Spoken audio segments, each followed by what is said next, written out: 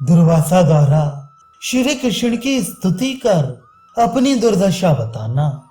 दुर्वासा जी कहते हैं, यादवेश्वर आप हमसे ऐसी बात क्यों कहते हैं कि आपके आगमन का कारण मेरी समझ में नहीं आता।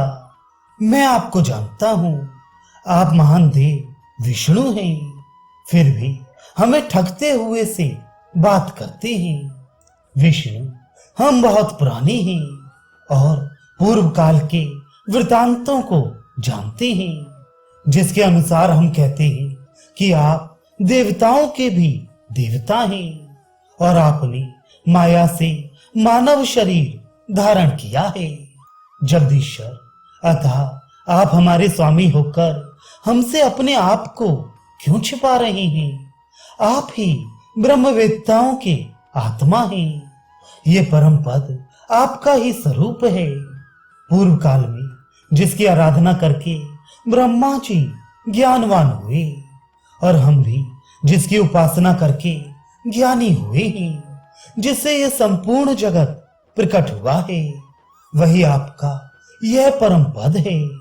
विशेषण जिसे पूर्व काल में पुराण वेत्ता पुरुष तत्वनिष्ठ चित्त से विराट रूप से जानते थे, यह भी आपका ही सर्वोत्कृष्ट स्वरूप है, जो भगवत अर्थ कर्म अर्थात भगवान के समर्पण पूर्वक किए गए यज्ञ आदि के अनुष्ठान अथवा भजन साधन से प्राप्त होता है, जिसका स्मरण करके हम वीतराग सन्यासी भी परमानंद में निमग्न हो जाते हैं तथा प्रेमी भक्तों को जिसका प्रत्यक्ष दर्शन होता है।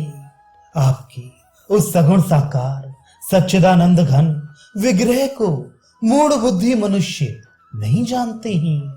देव हरे, हम वैसे अज्ञानी नहीं हैं, हम आपको जानते और पहचानते हैं।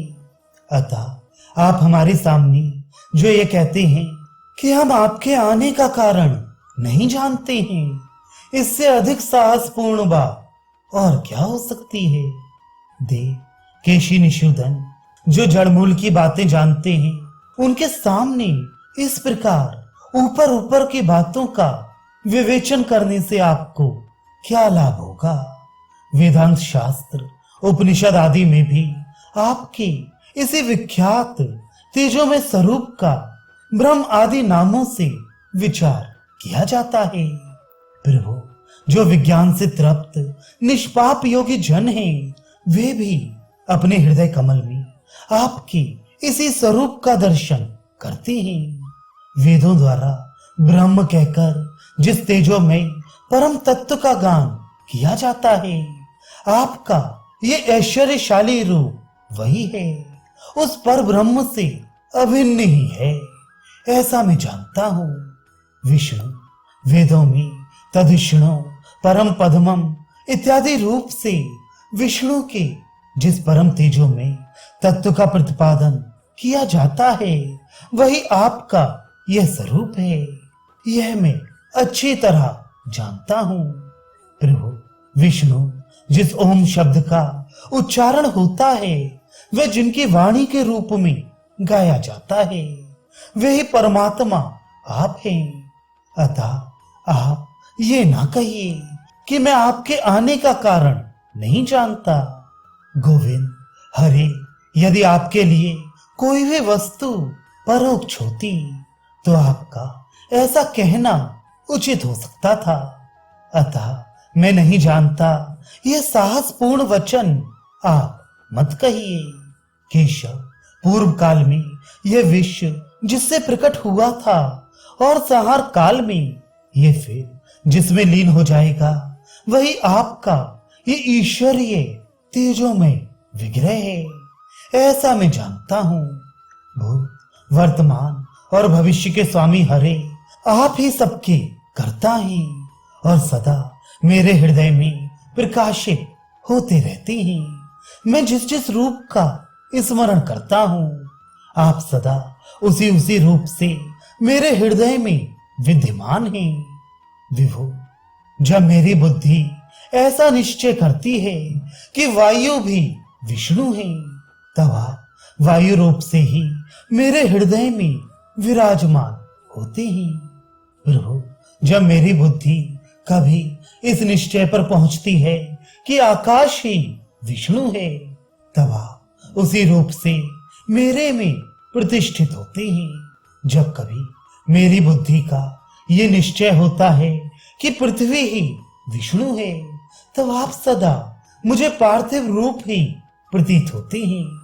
प्रभु विष्णु, जब कभी मैं यह सोचता हूं कि ये रस ही नारायण देव है, तब आप रस रूप से मेरे हृदय में प्रतिष्ठित होते हैं।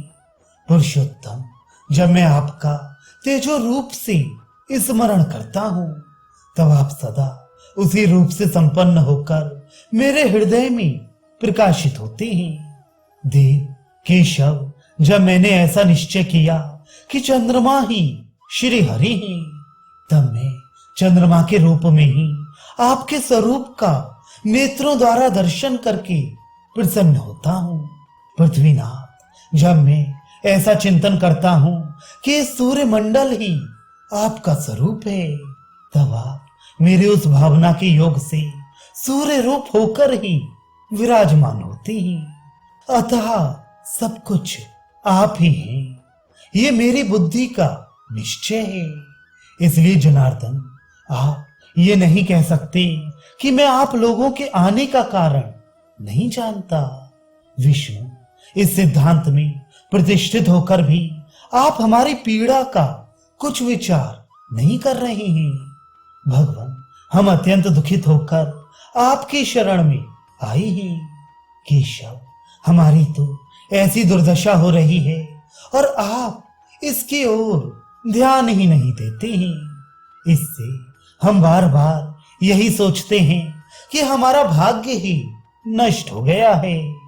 प्रभु विष्णु, हम लोग बड़े भाग्यहीन हैं, क्योंकि आप हमारा स्मरण नहीं करते हैं। जनार्दन, कोई दो क्षत्रिय कुमार हैं जो भगवान शंकर का वर पाकर घमंड में भर गए हैं। उन दोनों के नाम हंस और डिंबक हैं। केशव, वे दोनों ये कहते हुए कि गृहस्थ आश्रम ही सदा श्रेष्ठकर है, हमें सताने लगे हैं। वे इधर उधर दौड़ते, बहुत सी पापपूर्ण बातें मुंह से निकालते और बहुत सा अनुचित भाषण करते हुए सदा हमारा तिरस्कार करते हैं। देव, उन दोनों ने जो दूसरा असह्य अपराध किया है उसे बताया जाता है। देखिए, ये जो हमारी सहस्त्रों छीके, लकड़ी के पात्र, द्विदल और बहुत से बांस के पिटारे आदि हैं, इन सबके उन्होंने अनेकानेक टुकड़े कर डाले हैं। उन दोनों की ये दुस्साहसपूर्ण चेष्टा देखिए। हमारा जो कौपीन था उसके भी उन्होंने चीथड़े चीथड़े कर डाले हैं। वह कौपीन ही हमारा महान धन है। जगदीश्वर, उन्होंने हमारे कमंडल को भी तोड़ फोड़ कर कपाल का रूप दे दिया है। आप क्षत्रिय धर्म का आश्रय लेकर सदा हम सबकी रक्षा करते हैं, तो भी हमारी यह दशा हो गई। देव, ये बड़ी विचित्र और अद्भुत बात है। आप निरंतर रक्षा करते हैं और सदा सर्वत्र विद्यमान भी हैं, तो भी हमारी रक्षा ना हो सकी। प्रभु, मेरी बुद्धि मंद है, मैं क्या करूं? हम सब लोग बड़े भाग्यहीन हैं। जगतपते, इस समय हम किसकी शरण में जाएं? यह बताइए। यदि वे दोनों जीवित रह गए तो ये तीनों लोग नष्ट हो जाएंगे। न ब्राह्मण बचेंगे, न क्षत्रिय, न वैश्य रह जाएंगे और न शूद्र। नरेश्वर, वे दोनों अत्यंत बलवान, मदमत्त और कठोर दंड धारण करने वाले हैं। उन दोनों के सामने इंद्र सहित संपूर्ण देवता भी टिक नहीं सकते। ना भीष्म और ना भयंकर पराक्रमी राजा वाहेक ही उन दोनों का सामना कर सकते हैं। श्री कृष्ण, हरे क्षत्रियों के लिए भयंकर जो वीर जरासंध है, वह भी प्रायः उन दोनों के सामने नहीं ठहर सकता, क्योंकि भगवान शंकर के वरदान से उनका गर्व बहुत बढ़ गया है। वे सदा एक दूसरे के साथ रहते हैं। उनमें कभी पृथकता अथवा विरोध नहीं होता। प्रभु, इसलिए आप ही उन दोनों वीरों का वध कीजिए और इन तीनों लोगों को विनाश से बचाइए, अन्यथा आप रक्षा करते हैं ये कथन यहाँ व्यर्थ हो रहा है। यहाँ अधिक कहने से क्या लाभ। आप तीनों लोगों की रक्षा कीजिए, रक्षा कीजिए। ऐसा कहकर क्रोध से मूर्छित हुए दुर्वासा चुप हो गए।